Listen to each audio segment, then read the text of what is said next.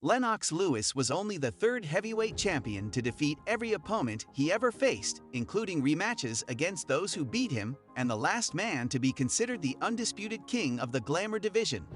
Let's find out why Lennox Lewis is the best heavyweight of all time. In 2002, Lewis defeated Mike Tyson in one of the most highly anticipated fights in boxing history.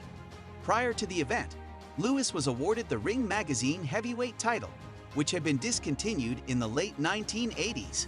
A shocking second-round loss to Oliver McCall in September 1994 was a major setback, but it did result in the crucial intervention of Emanuel Stewart, the legendary Detroit coach who had orchestrated Lewis' downfall in McCall's corner. Was keen to work with the Englishman and iron out basic flaws. Lewis became almost unbeatable under Stewart's guidance.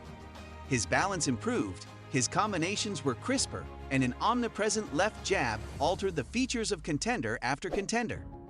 Before we move on, support us by hitting subscribe and the bell icon to get notified when we post new videos.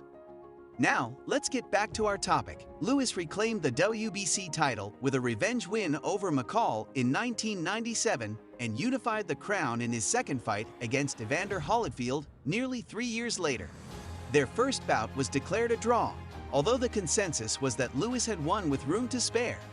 In November 2001, Lewis began his third world title reign when he avenged a fifth-round knockout defeat to Hassan Rahman by poleaxing the American with a right in the fourth.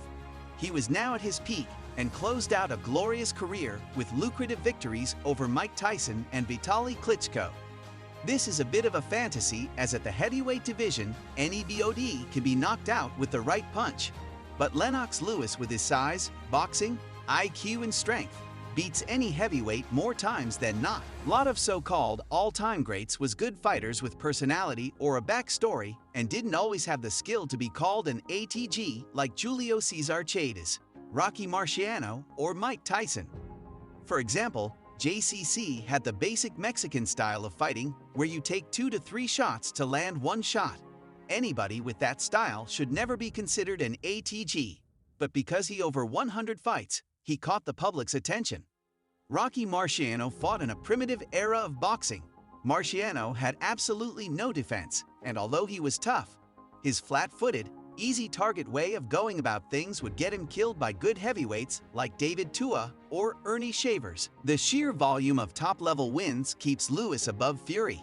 For a man with a total package of size, athleticism, ramrod jab, fluid skills, and KO power, Lewis could be frustrating. He sometimes fought down to the level of his opponent and twice paid the ultimate price with shock defeats. So that's it. Please like, share, and comment your thoughts below if you like this video. Remember to subscribe to see our next video.